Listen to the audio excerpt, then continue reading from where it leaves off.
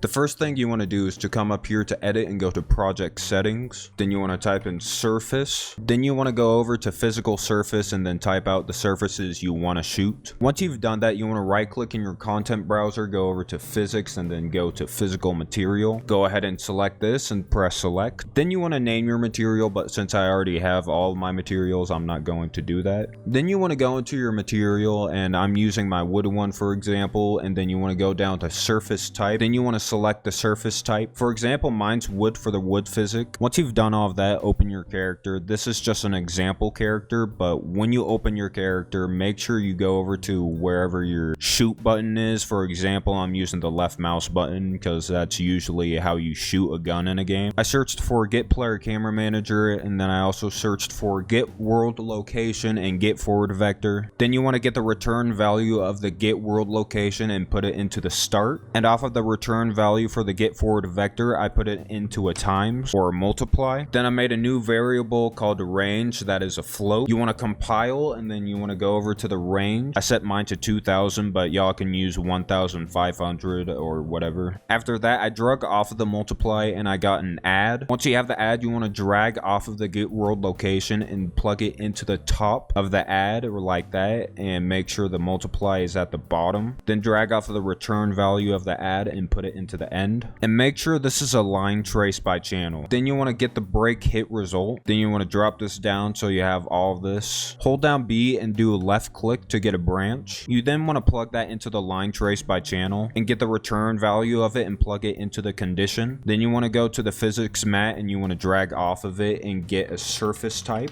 Out of the surface type, you want to type in switch on E physical surface. To get this, you should have every single surface type that you typed in. Create a new variable, and for example, I have mine as wood hit particle. You want to click on this and you want to type in particle system. Then you want to go over to the right side and change it to an array. You want to hit compile, then you want to go over here and add an element. Then you should drop down and add in the impact that you want to have. Now, if you don't have any impacts, I'm going to put y'all on. Get this realistic starter VFX pack volume 2. It's free. Just type that into Fab or click the link in the description and it should bring you to this. Now what you want to do is put down the wood hit particle. If you have a multiple, then you want to drag out and get a random. You want to drag out of here and do a spawn emitter at location. Out of normal, get a rotation from X vector. Out of the return value, type in delta rotator. For Y, type in 90, and from the return value of that, plug it into the rotation of the spawn emitter,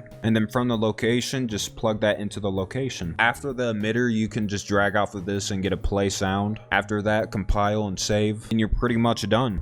Let's go ahead and test this out. So if I press left click, there we go. With that being said, thank y'all for watching today's video. I hope you learned something or two out of this video, and yeah.